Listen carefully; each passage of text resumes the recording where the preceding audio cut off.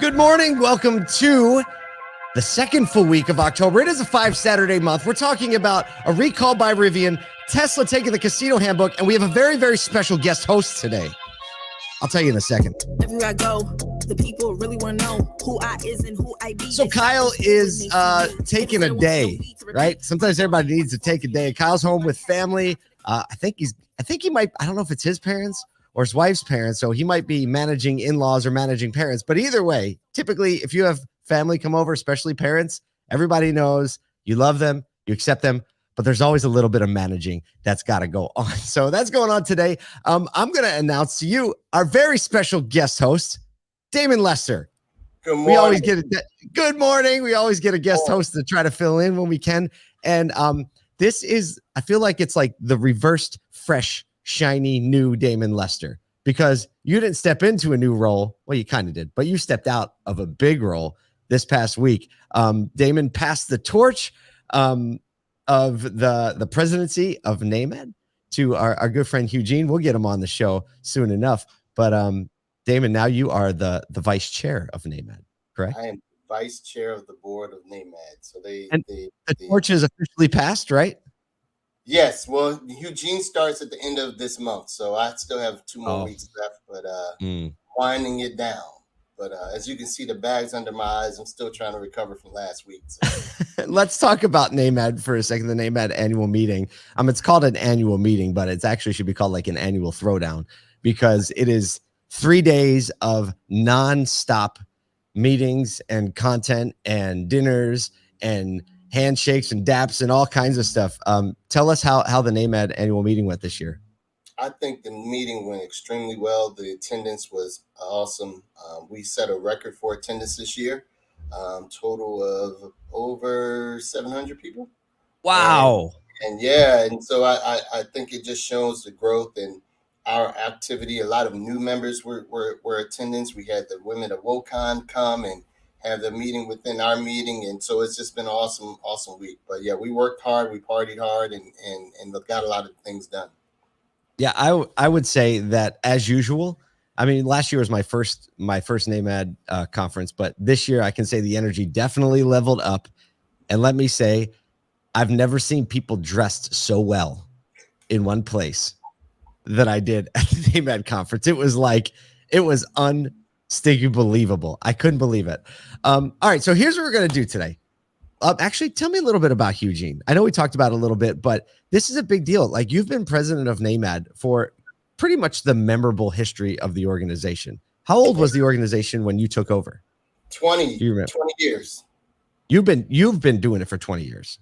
And the association's only was formed in 1980. So when I took over, it was, half of its life cycle. And now I took over. I'm the longest reigning president for the association. Yeah, so it was and it was a major, like, the last 20 years has seen a major metamorphosis, not only in the industry, but just in the rise of minority dealers through the ranks. A lot of that due to the work that NAMED has done. And right, and you're like kind of eating your own cooking here, right? Over the last year, you became a dealer, and you're like, finally, like, I'm getting in that game. And it's going to be interesting and exciting to see how you can continue to be effective from a dealer seat, right, without being the NAMED president. Yeah, I'm looking forward to this role again. I purchased the store last year, and we're doing well. But now that I will be able to put all of my focus into the store, I got a lot of ideas that we can tweak and change and implement and try to move this needle forward, and then also grow. But I need to get this 100% right, as we can possibly get it here. But we're doing well. All right, so here's what we're going to do. You've seen the show before. We got 3 stories to talk about. I'm going to present the story, and then we're going to jam on it. You don't have no idea what these stories are, so this is going to be like Damon Unfiltered coming at you on a Monday morning, which is the best way to go. Okay, here we go. Rivian has recalled just about every vehicle they've made this year, and unlike Tesla's last recall, this cannot be fixed over the air. According to a notice filed with the National Highway Traffic and Safety Administration, the fastener connecting the front upper control arm and steering knuckle may not have been, as they say, sufficiently torqued. So if left unchecked, this could cause a loss of vehicle control, which according to their recall, says that increases the risk of a crash. Yes, if you lose control of your steering, your risk of a crash definitely increases. Obviously, this is not happening at large, but they're trying to get in front of it. They say symptoms could include vibration, harshness in the front suspension, changes in steering. This affects 12,000 of the 14,000 vehicles they produced this year, from the RT1 pickup all the way through the electric vans that they're making from Amazon. And CEO RJ Scarnage wrote in an email, he said, in rare circumstances, the nut could fully loosen. So they're having people come back in.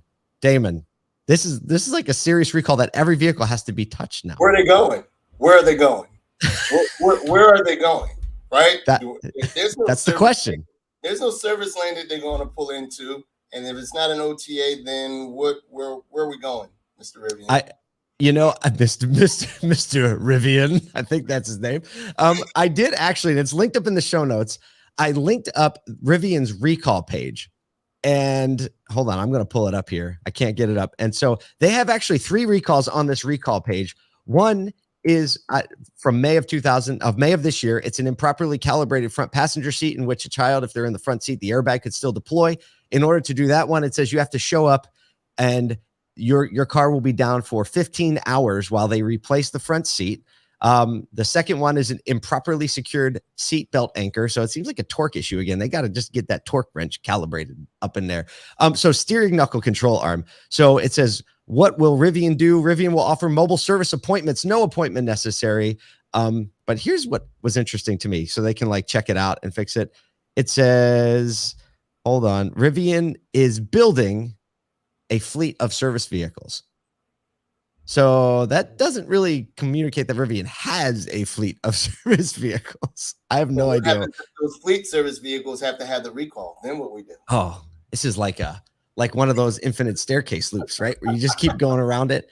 I think this is just indicative of the service conversation that has been going on around a lot of these EV startups and a lot of the direct consumer models, right? If service and things happen, Tesla had their little window actuator recall, right? Easy enough. It's very, very savvy, actually, just be able to upload over in the air update and have the car, kind of fix itself and be compliant.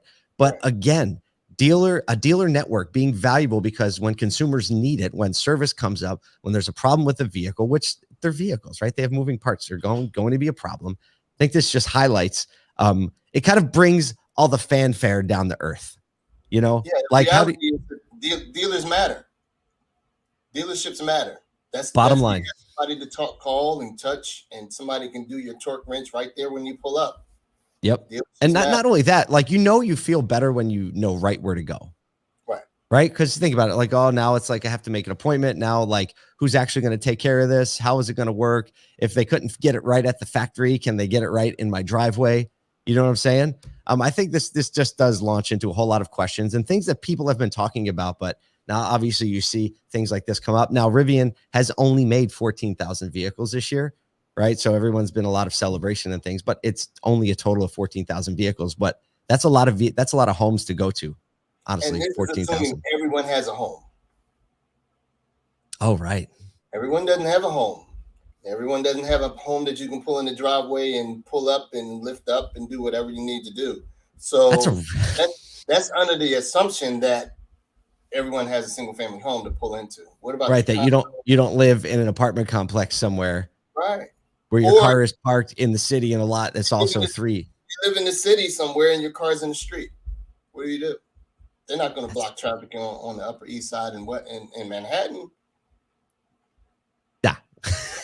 No, if you ever try to stop your car for more than 12 seconds in Manhattan, it's full on, right? Everybody's honking, everybody's yelling. You got to keep it moving. Yeah, so I don't know. I guess you would have to leave the city to an extent, and then what do? Sit around? Where you go drive to the Walmart or Target or McDonald's and say, "Hey, meet me over here at parking lot 3." Sounds like a luxury experience to me. Yeah. Speaking of luxury experiences, Segway time. All right. I think that's the first time Damon's ever seen MC Hammer Paul doing the hammer dance in the Segway. Tesla is throttling up its plans to build sales and service centers on tribal land in New Mexico to exploit a gap in the state's franchise laws.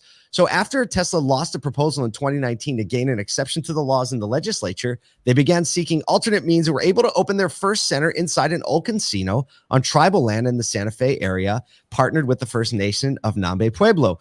Tesla's now opening a second service station, service and sales actually, to cover the Albuquerque market, thanks to a partnership with the Santa Ana Pueblo. There will also be sales center, service center, and EV chargers. And some legislators, such as Cabinet Secretary Rick Serna, made an appearance at the event to express his sentiment, to which he says the project will yield economic growth, healthy career pathways, and contribute to Governor Lujan Grisham's aggressive carbon reduction goals. So, Damon, this is an example of Tesla taking a page out of the casino playbook. Have you heard about anything like this before? No, it's smart though, but it's kind of gangster if you think about it. It's super gangster. He is so doubled down that he's not going to have a franchise model. He said, you know what? I'm just going to go over here where all of the casinos are, and I'm just going to, cut a deal with them directly. And yeah, that's something. I know. It's like this. I read this morning. I was like, I never thought of that. Right? Like that's how. I mean, but you think about the historical leverage that sovereign nations have used to build industry on their land. Casinos have been one, right? And now, but you're starting to see adoption and permitting of casinos outside sovereign land, right? Like the states have kind of like caught up with that. Also, things like tobacco sales, fuel taxes, and all the things that have kind of happened. I never thought that selling and servicing vehicles. I mean, I don't know if there is going to be certain, like regulations that are going to come into play when it comes to like registering cars, right? Because selling a car is a pretty, legally complex thing. Honestly, that one stumped me. Very smart, but he is definitely not in for the dealership model. And he's just saying, I'm going to figure out any way that I can pierce that veil and keep it moving. But that's the interesting thing. All of those type of casinos are always out. They're far out. Yeah, they're not ever in convenient locations, it doesn't seem. That will probably be a challenge for them. And he definitely is going to need some charging stations along the way. So it may be, maybe a part of his master plan. But yeah, they're never in a close proximity to a metro area. I mean, I guess in those areas, like in New Mexico, it might make a little bit more sense, right? Everything is kind of like you have groups of people that are kind of like huddled together where there's civilization, right? And then there's just big swaths of desert. I don't know. Do you all have casinos in your area in Virginia? We have a couple in Maryland, but they're not owned by any land. They're MGM, and we have Casino Live, similar to Philly Live. We have a Maryland. So yeah, we have a couple. One of the things that Kyle and I have been talking about is that these sales and service centers are looking awfully similar to dealerships. Have you seen any of the new models? Like people go up, they test drive vehicles, they look at vehicles. There are service bays where they can pull in. It honestly just looks like a dealership. Yeah, we call them, Lexus calls them customer convenience outlets. Okay. And I think Toyota calls them rural opportunity markets, where they're not an open point. Mm-hmm. They don't have enough volume to sell, but they are there just to be the buffer between the local dealer as well. Oh, so you're saying that? I didn't know that. So you're saying like Lexus manufacturers have them now, yeah. I didn't realize that. Where is like the closest one to you that you know of? We don't have them any close to me, but there's some on the West Coast. It's because you have enough points, right? Like there's just a consolidation of points. Yeah, so in any rural area, you'll have them, spread apart just to be that buffer for service. So who runs it? Not sales. It's owned by the same dealer. Oh, but you're not supposed to sell, or your planning volume is under the threshold to deem it as an open point. So what happens is you can still bring your car in for service instead of driving all the way to the local dealer. Mm-hmm. And in the meantime, they'll have a couple vehicles there to show, and you can possibly transact at the main store. Wow. They got to be leveraging those. Yeah, Toyota has quite a few of them. I want to say there's a couple other import brands that have them, but they're calling rural opportunity markets. Wow, I had never, ever heard of that before. I mean, you think of just the leverage of that model, what you can do, like, buying cars off the curb. right? And just getting people in the ecosystem. I didn't know that. Okay. So, you know, this is that I'm just trying to like process all the things that go around that now. I mean, coming back to Tesla, there is an element of, like you said piercing the veil, which I think is a great term for it. You know, in a lot of states, they've gotten these levels of exemptions. You know, obviously state franchise groups are definitely working hard to kind of like slow down, right? Slow down this rapid adoption. How do you view like what legislation can actually do? What do you think it will actually be able to accomplish over the next 36 months? Do you think it's going to be able to like build a little bit of a wall and give us some time? Or do you think like it's inevitable that at some point, right, it's going to be just accepted? I think the dealers have to show the value of our grassroots advocacy. We're not doing that and as a united group. I think once we do that, legislation will be forced to slow things down. We're not telling the story correctly. How do we do that? How do we do that? You know what? We have to get to the times and not do anything in writing. Everything has to be in video. Oh, right. Like no more formal letters on letterhead that used to be. We got to hit hardcore IG type videos, YouTube videos in 30 seconds to a minute spurts, just to show all of the value added propositions that we bring. And we're not doing that. We're doing our traditional model is we write a letter, we send it over, somebody reads it, and it just stays there. The public doesn't know. And it's got, you know, I think one of the, you know, you've sent a few videos, actually, I'm coming to mind. You sent a few videos over the last, you know, months of people on the other side of the argument, just lighting up the dealer network on YouTube videos and 30-second spots. Here's one of the main differentiators that I see too. They have like personality and a human connection in them, right? They're telling an actual story. They're empathizing with the viewer. Meanwhile, what they do often is they show the letter that was sent, right? And the letter comes off as just, I don't know how else to say it. It just comes off as the man, right? Trying to suppress the people, you know, because there's no personality. You and I know, like, look, we were just at the name it. There's a whole lot of personality and advocacy and you like literally human triumph in the automotive industry. And no one thinks of it that way. Yeah. They think of it as this big group of powerful, money hungry people trying to protect their interests. And you're right. When that's just on a letter with a logo and a letterhead and a very properly worded, you know, almost legally worded, you know. We over index on the wording instead of just keeping it simple. Regular language that everyone can understand. It doesn't have to be legal jargon and quoting these types of things. Here's what's the problem. Here's what the fix is, and here's why we add value. 1, 2, 3, the who, what, when, where, and how. And once we start to do that, then you can still show the big letter. For sure. But we're explaining it why. And then maybe broken down in little chunks based on the sections of the argument. But we need to start telling that story. And that's the best way to do it right now. Without a doubt. You think about it, like legislators make laws, they're voted in by people, and people are swayed by popular opinion, right? By their feelings and emotions, right? It all goes in one direction or it all goes in the other direction. So we need to shift the momentum. This last story, we just have about a minute left, is a lot of fun. So when Toyota broke the news that General Motors' 9-decade sales winning streak by selling more vehicles in the US was broken in 2022 when Toyota took it, it just came out that President Akio Toyoda said he did a little, quote, happy dance in his office, according to his own comments at Toyota's annual dealer meeting, where he performed a slight variation of the dance and said, "It's a good thing no one saw me." The win was a result of supply constraints, really, that GM had in 2021, and Toyota just did a better job of getting the vehicles out. Senior officials at Toyota were a little more reserved and were like, well, we're not expecting this to continue. It was just a little moment. We had a large Toyota representation at the NAMED conference. Just what is your perspective on Toyota and how they're paying attention to what's going on in the future? Toyota does a great job with having a crystal ball. Unbelievable. They have a crystal ball, and their culture exudes being crystal ball holders. And as leadership changes, they have been the most consistent with leadership. So they all kind of know the play. And every leader tends to just adapt overcome and create a new play, but they all have that basic foundational. Here's the play, i.e., the pick and roll all is always the pick and roll. That's right.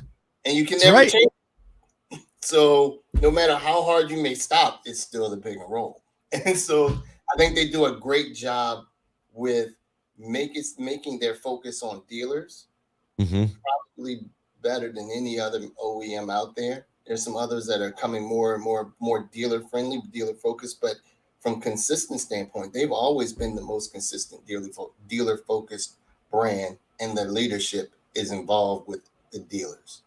That's truth. And what they say is consistency over time equals momentum. That's the theorem, and they're playing that hard. Damon, Lester, you're in the seat. You're running your dealership. It's good to see you there. Thanks for spending time with us today. Oh, thank you for the opportunity, man. Good seeing you.